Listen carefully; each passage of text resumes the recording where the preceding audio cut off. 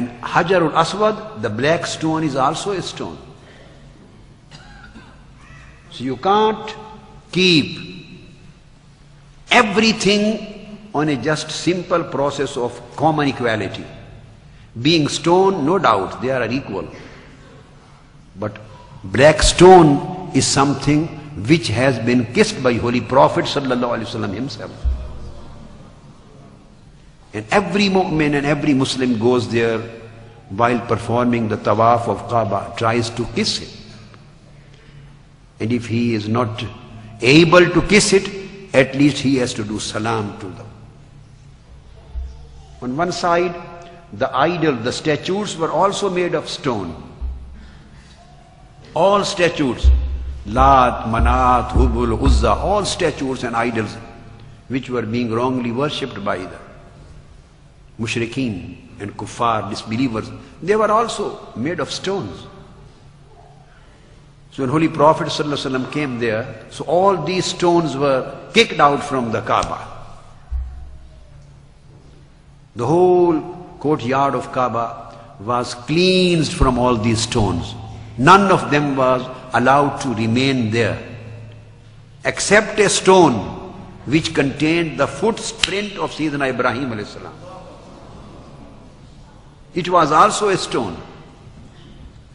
It contains the footprints of Ibrahim alayhi salam. It is still there till today.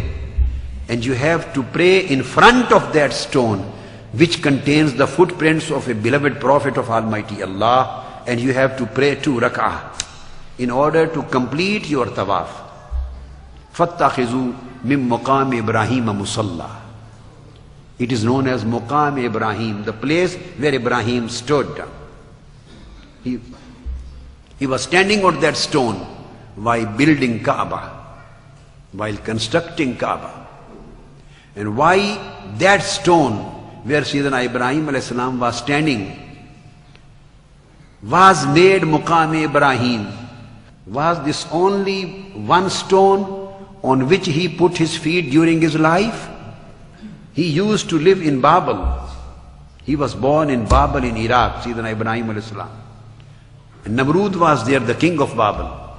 He traveled, that was the earth of stones, mountains. He traveled right from there to Damascus. The whole mountainous and hilly area, from Damascus to Halab, from Halab to Al-Quds, from Al-Quds to Makkah, then back to Al-Khalil, Al-Quds. So he had been traveling throughout his life on the stones. He might have put his feet on thousands and thousands and thousands of stones. But none of these stones was allowed to preserve his footprints. None of these 1,000 stones was allowed to preserve his footprints except one stone. Why this stone was privileged? Why this stone was given a speciality? You may understand, everywhere there is an equality and everywhere there is a speciality and exceptionality. Why this stone was made exceptional? Why this stone was made special? To me, the Mufassirin, Aimma of Tafsir and Ulama, they have not written this point in their books. I have never gone through this point, but this is among those aspects of knowledges and secrets which Almighty Allah has bestowed on me. Among those gifted. So I think why only this stone was made special and exceptional. No other reason comes to my mind, because the scholars have not discussed it.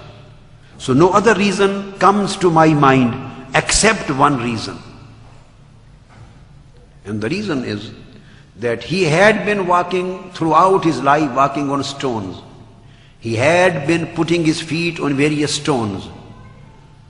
But no stone up till today preserve and protect his footprints, except this stone preserved his footprints because it was allowed. This was commanded by Almighty Allah. Oh, I want to make you special. No stone, you preserve the footprints of my beloved Prophet Ibrahim.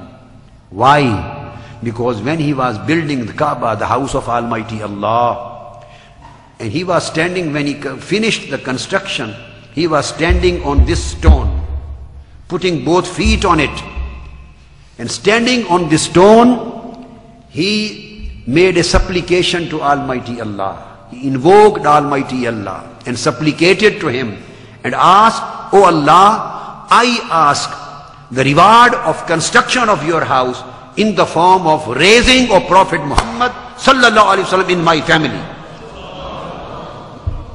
So he made a dua for raising of Holy Prophet. Is yarfa'u Ibrahimul qawa'ida min al-bayt wa Ismail. Rabbana taqabbal minna innaka antas samiul alim. Then second ayah. Rabbana waj'alna muslimayn lak wa min dhurriyyatina ummatan muslimatan lak wa arina manasikana wa tub alayna innaka antat tawwabur rahim. And finally he requested, Rabbana wab'ath fihim.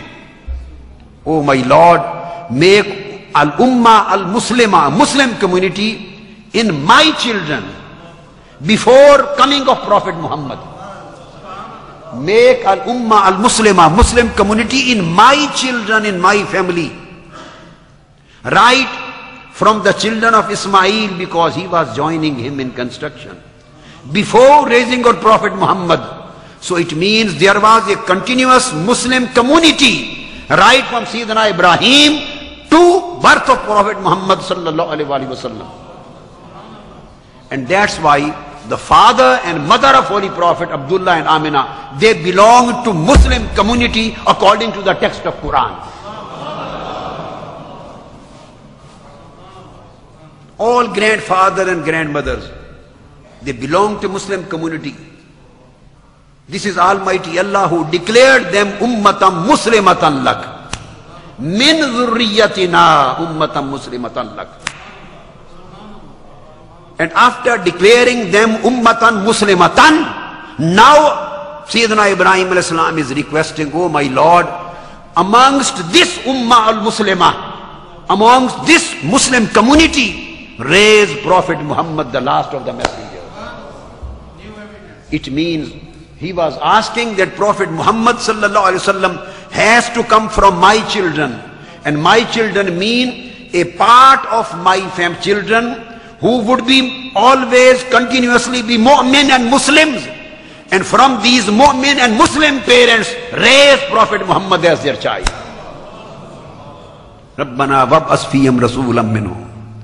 Since he made this dua while he was standing on this stone, so Almighty Allah, this stone became beloved stone of Allah, because his beloved Prophet Muhammad's raising was asked and requested by Sayyidina Ibrahim while standing on this stone.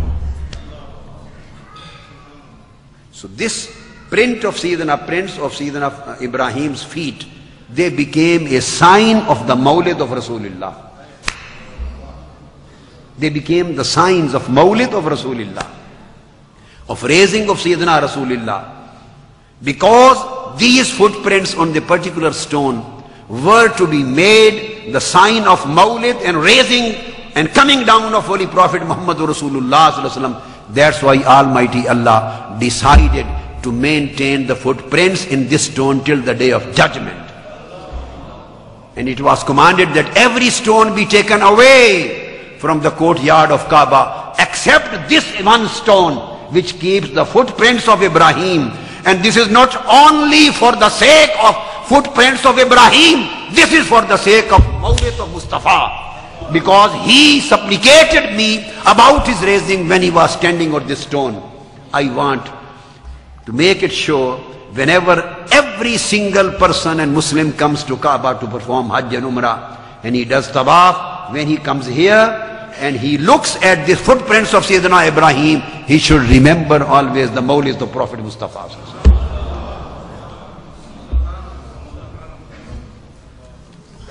So you know, this black stone became a special stone, became exceptional. Things become special. In origin they are same or similar. Everybody is similar originally. but it is afterward it keeps on being refined and refined and refined. In the same way, everybody is bashar. Every human being is known to be bashar. Like every being in the whole universe is known as abd. Kullu man fis samawati wal ardi illa ati rahmani abda. Everything is abd. In the same way, every human being is bashar.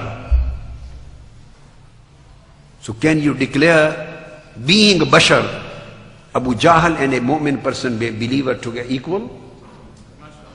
Being a bashar, can you declare Abu Lahab and a nice pious believer equal? Can you declare a pious